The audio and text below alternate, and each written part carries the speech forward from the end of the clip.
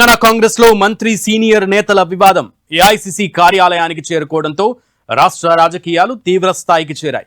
Telangana deputy CM Bhatti Vikramarka AICC అధ్యక్షుడు మల్లికార్జున ఖర్గేతో ప్రత్యేకంగా సమావేశమయ్యారు. రాత్రి బెంగళూరులోని ఖర్గే నివాసంలో జరిగిన ఈ సమావేశం 40 నిమిషాల పాటు సాగింది. వీరిద్దరి భేటీ ఇప్పుడు కాంగ్రెస్ వర్గాల్లో తీవ్ర కలకలం రేపుతోంది.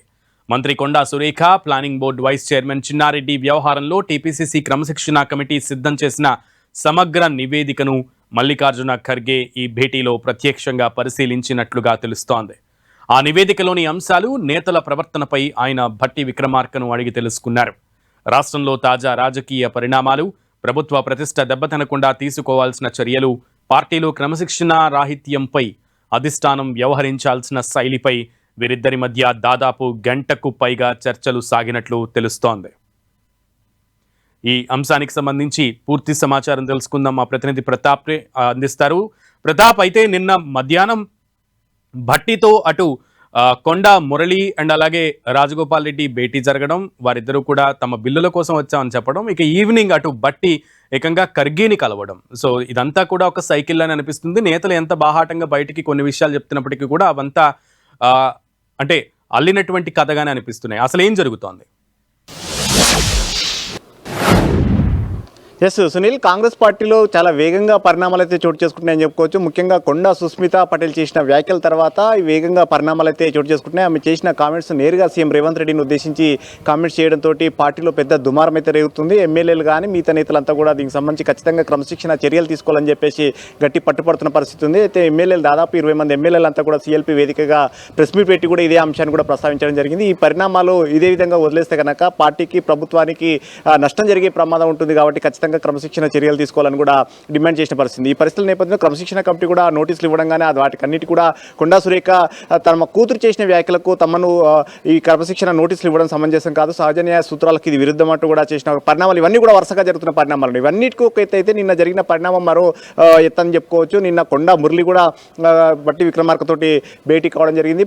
ప్రజాభవన్కి వెళ్ళి అక్కడ భేటీ దాదాపు అరగంటకు పైగా భేటీ అయిన తర్వాత ఈ చాలా కీలకమైన అంశాలను కూడా ప్రస్తావించినట్టు కూడా తెలుస్తుంది. వారి ఇద్దరి మధ్యలో కూడా జరుగుతున్న పరిణామాలకు సంబంధించి వీటన్నిటి కూడా డిస్కషన్ చేసినట్టుగా కూడా తెలుస్తుంది. అయితే ఇవి తర్వాత కూడా బయటకు వచ్చిన తర్వాత కొండా మురళి కూడా మాట్లాడుతూ తన కూతురు వ్యాఖ్యలకు తమకు సంబంధం లేదంటూ కూడా చేసిన కామెంట్స్ ముఖ్యంగా మనం గమనించవచ్చు. ఆయన ఇంకో కీలకమైన అంశం కూడా ప్రస్తావించడం జరిగింది. ప్లాన్ ఏ, ప్లాన్ బి అంటూ కూడా మాట్లాడడం జరిగింది. ప్లాన్ ఏలో భాగంగా తన కూతురు ఇప్పుడు మాట్లాడడం జరిగింది. ప్లాన్ బి ఏంటో కూడా నాకు కూడా తెలియదంటూ కూడా చేసిన వ్యాఖ్యలు కాస్త నర్మగర్భంగానే ఉన్నాయని చెప్పుకోవచ్చు. ఈ పరిస్థితుల నేపథ్యంలో పార్టీలో ఏం జరుగుతుంది అనేది ఒక ఆసక్తికరమైన పరిణామం అయితే చోటు చేసుకున్నది. ఇది at a time Rajagopal Reddy కూడా అసలు వాస్తవానికి ఈ ఇష్యూ కూడా కొండా సురేఖ ఎపిసోడ్ రావడంతో రాజగోపాల్ రెడ్డి, కొమ్మటి రాజగోపాల్ రెడ్డి వ్యవహారం కూడా తెరపైకి రావడం, చాలామంది నేతలంతా కూడా వేలెత్తి చూపే ప్రయత్నం చేస్తున్న నేపథ్యంలో రాజగోపాల్ రెడ్డితో కూడా నిన్న భట్టి విక్రమార్క మాట్లాడినట్టుగా తెలుస్తుంది.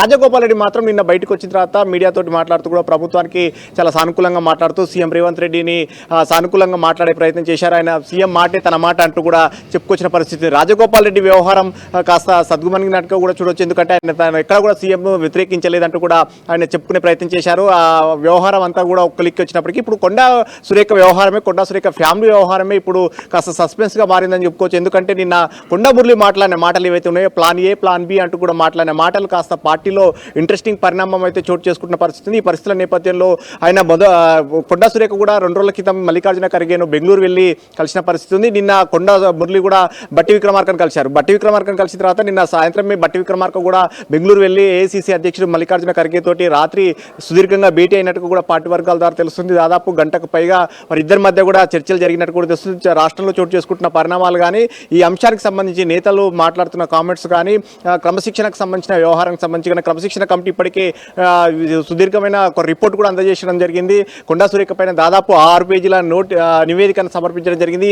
ఆమె గతంలో చేసిన వ్యాఖ్యలు కానీ, ఆ తర్వాత జరుగుతున్న పరిణామాలు వాటి అన్నిటి కూడా సుదీర్ఘంగా 1 by 1 అన్నిటి కూడా రిపోర్ట్ చేస్తూ కూడా ఆమె పైన క్రమశిక్షణ చర్యలు తీసుకోకపోతే పార్టీకి, ప్రభుత్వం ప్రభుత్వానికి నష్టం కలుగుతుందంటూ కూడా క్రమశిక్షణ కమిటీ చైర్మన్ మల్రవి రిపోర్ట్ అందజేయడం జరిగింది. ఈ క్రమశిక్షణ కమిటీ రిపోర్ట్ కూడా ఏఐసీసీకి అందిన నేపథ్యంలో ఖర్గే పిలుపు మేరకు బట్టి విక్రమార్క వెళ్ళినట్టు కూడా పార్టీ వర్గాలు చెప్తున్నాయి. బట్టి పూర్తిగా ఈ వ్యవహారానికి సంబంధించి పూర్తిగా సమన్వయం చేస్తున్నట్టు కూడా పార్టీ వర్గాలు చెప్తున్నాయి. అటు సీఎం కానీ అందరూ నేతలంతా కూడా బట్టి పైన ఈ అంశాన్ని ఆయన పైన పెట్టినట్టు కూడా తెలుస్తుంది. బట్టి అందుకని నిన్న కొండా మురళితో కూడా సుదీర్ఘంగా భేటీ కావడం కానీ కొండా మురళితో మాట్లాడిన తర్వాత వారి వర్షన్ కానీ అదేవిధంగా పార్టీకి సంబంధించిన వర్షన్ కానీ అన్ని అంశాలను కూడా సుదీర్ఘంగా ఏఐసీసీ అధ్యక్షుడు మల్లికార్జున ఖర్గే తోటి రాత్రి ఇవన్నీ చర్చించినట్టుగా తెలుస్తుంది.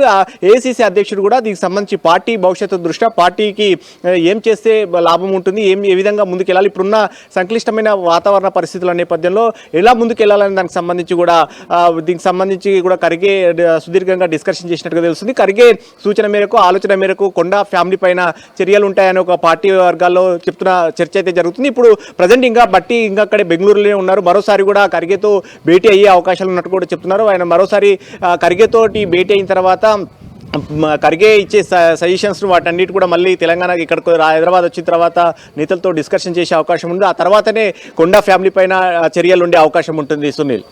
Okay Pratap, thank you.